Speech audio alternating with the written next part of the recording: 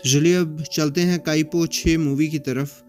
Present day में बताया गया है 2010 के आसपास गोविंद गोवी पटेल एक स्कूल में प्रेजेंटेशन दे रहा होता है अपने वेंचर साबरमती स्पोर्ट्स क्लब के बारे में, जो उसका खुद का बिजनेस है। पैरेलली एक जेल से रिलीज होता है उसका पुराना दोस्त ओमकार ओमी शास्त्री।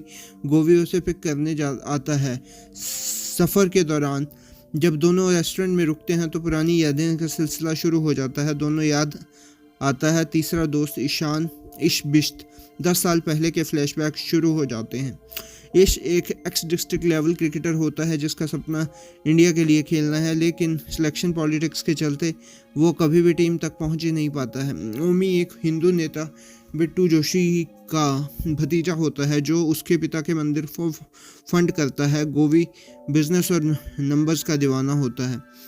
तीनों दोस्त मिलकर एक स्पोर्ट शॉप और एक क्रिकेट ट्रेनिंग एकेडमी खोलते हैं। एक दिन इश अपनी छोटी बहन विद्या के लिए गोवी से रिक्वेस्ट करता है कि वो उसे मैथ्स पढ़ाए क्योंकि उसके बोर्ड्स के एग्ज़ाम आ रहे होते हैं। धीरे धीरे गोवी और विद्या के बीच प्यार हो जाता है। जब ओमी को इस बात का पता चलता है तो वो गोवी को वार्न करता है क्योंकि इश अपनी बहन को लेकर बहुत ही ज़्यादा पॉजिटिव है।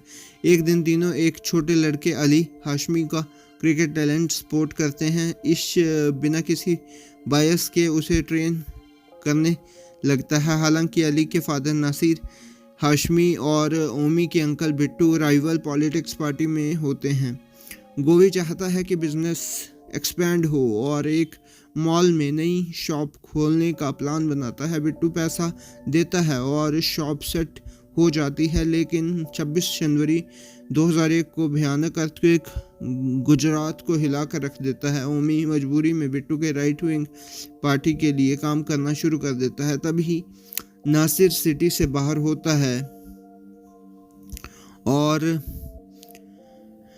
इश अली को और मुस्लिम बस्ती के रिलीफ कैंप ले जाता है, लेकिन उन्हें बिट्टू को कैंप से वापस भेज दिया जाता है इस वजह से कि इश और ओमी में लड़ाई हो जाती है। कुछ टाइम बाद 15 मार्च 2001 को इंडिया का ऑस्ट्रेलिया के खिलाफ शॉकिंग टेस्ट मैच विन सबको जोड़ता है और तीनों दोस्त एक बार फिर से मिल जाते हैं, लेकिन इलेक्शंस में बिट्टू हार जाता है नसीर सपोर्टेड कैंडिडेट सुबोध मेहता के हाथों।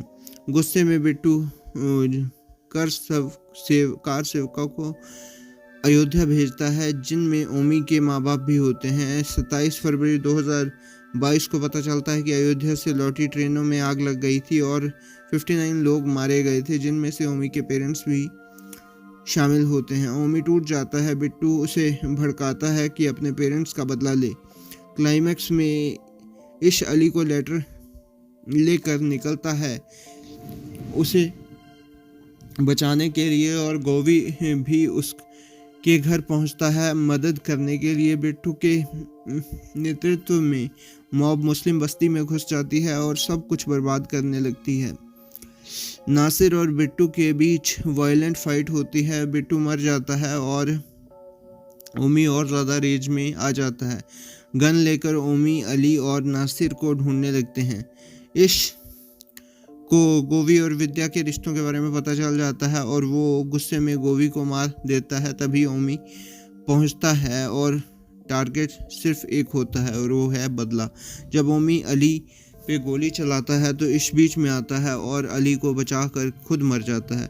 वापस 2010 में ओमी जेल से रिलीज होता है। गोवी और विद्या शादी कर चुके होते हैं और उनका एक बेटा होता है जिसका नाम होता है ईशान इश के लिए।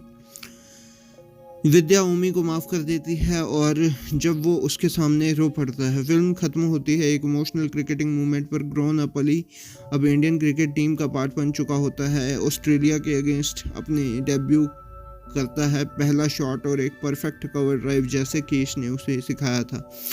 दूर से इश की आत्मा अली को